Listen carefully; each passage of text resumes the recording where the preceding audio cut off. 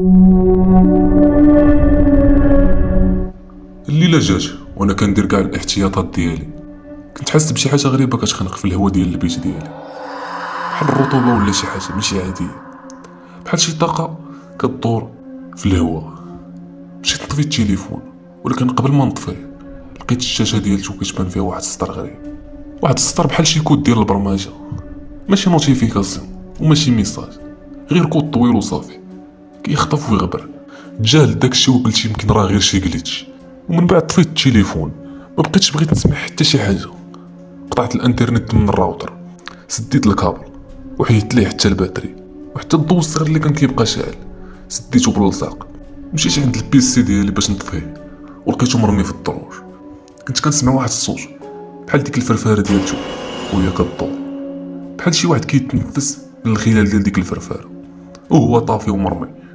هزيت البيسي ديالي المهم وسديت عليه في واحد الصاك وحطيته في واحد الصندوق ديال الحديد وسديت عليه بالقفل ولصقت عليه آية قرآنية، ماشي من باب الإيمان فقط ولكن من الخوف من شي حاجة ماشي بشرية.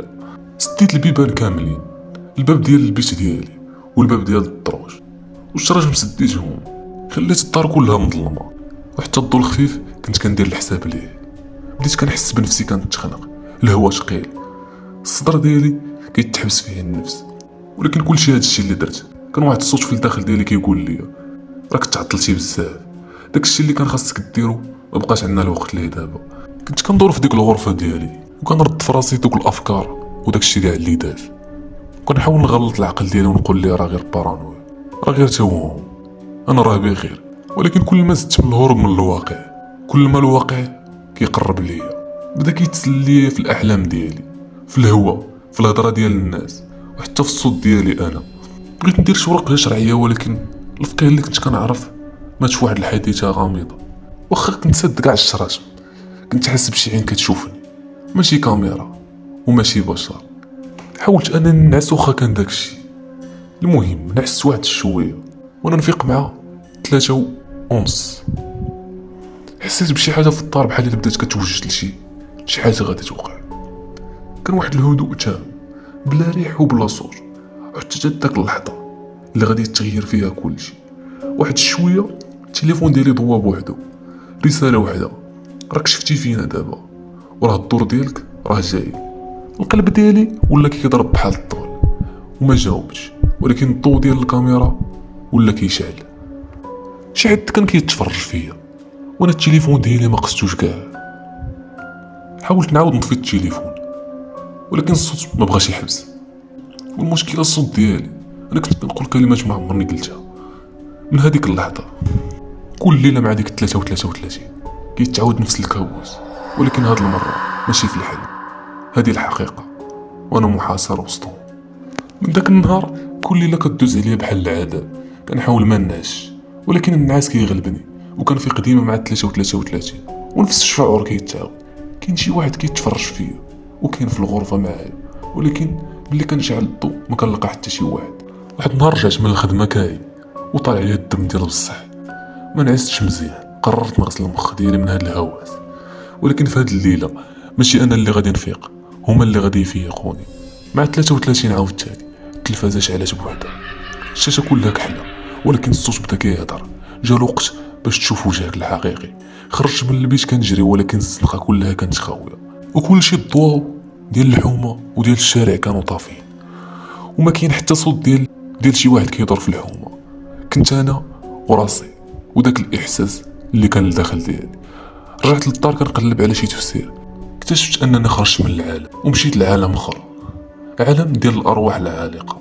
كنبكي كنترعد ولكن الحقيقه بانت قدامي، انا ما بقيتش في العالم ديال الاحياء. في واحد الليله قررت انني نوقف هذا الرعب هذا. خديت الكاميرا ديالي باش نحاول نصور كلشي داكشي اللي كيطرا ونشوف شكون هذا اللي من مورا هادشي.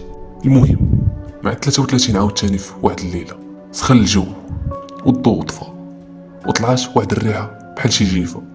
بدا واحد الصوت في الودن ديالي، صوت كيقول: ماشي انت اللي كتحكم دابا. الجسم ديالي تجمد، حسيت بحال الا خرج من الجسد ديالي وكنشوف النفس ديالي خارجه وغادي لواحد المرايه مكتوب فيها: ضريجه. فقت في الصباح، ما بقيتش انا، ما عرفتش شكون كنشوف في المرايه. الناس اللي كيهضروا معايا ما كيبانوش فرحانين، بحال شي حد عارف انني ماشي انا. وانا داكشي اللي كنعرف هو ان كلشي بدا في 33، وفين غادي يسالي ما نعرف. من بعد داكشي اللي وقع ما بقيتش عايش واحد الحياه طبيعيه بحال كاع الناس. كل نهار كيقصر وكل ليله كتولي طويله. كنحس الروح ديالي انني كندخل لواحد العالم ماشي ديالنا، ولكن داكشي ما كافيش. بغيت نعرف الحقيقه كلها، شنو كاين ورا داك الصوت، ورا داك الوجه اللي كيشبه ليا، ورا داك العالم الاخر. قررت نمشي بعيد ونعاود ندخل للدارك ويب.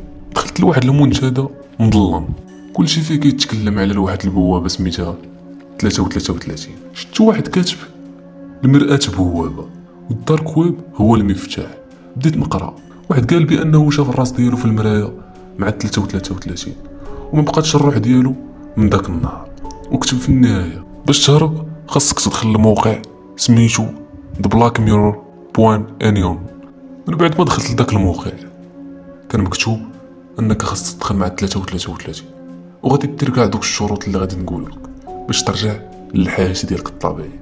وإلا ما درتيهمش غاسني على انك غادي تبقى عايش هاد الحياه طول الحياه ديالك. المهم بقيت سهران حتى لديك 33 وانا ندخل لداك الموقع.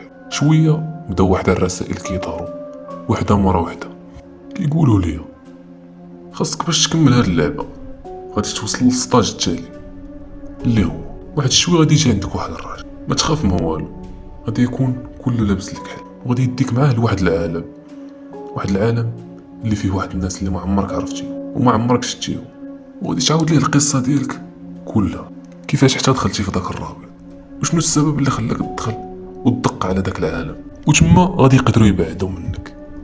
المهم جلست عاوتاني حتى ديك 33. المهم وطيت على ستار.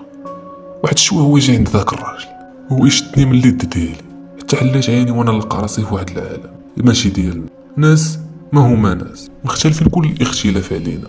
المهم مشيت وانا الله اللي كان عالم يملنا، كنت غادي نموت بالخلعه. القلب ديالي كيضرب بحال الطبل. شويه وهو يقول لي هضره شنو القصه ديالك، وانا نعاود ليه القصه ديالي من الاول حتى للتالي، كيفاش دخلت لذاك الرابط وشنو السبب اللي خلاني ندخل تما. ملي ساليت ليه هو يقول لي هاد الباب اللي دقيتي هاد المره راه سمح ليك، المره الاخرى اللي عاودتي دقيتي راك ما غاديش تبقى حي، والفضول راه شي مره كيدي للهلاك. والسلام عليكم ورحمه الله.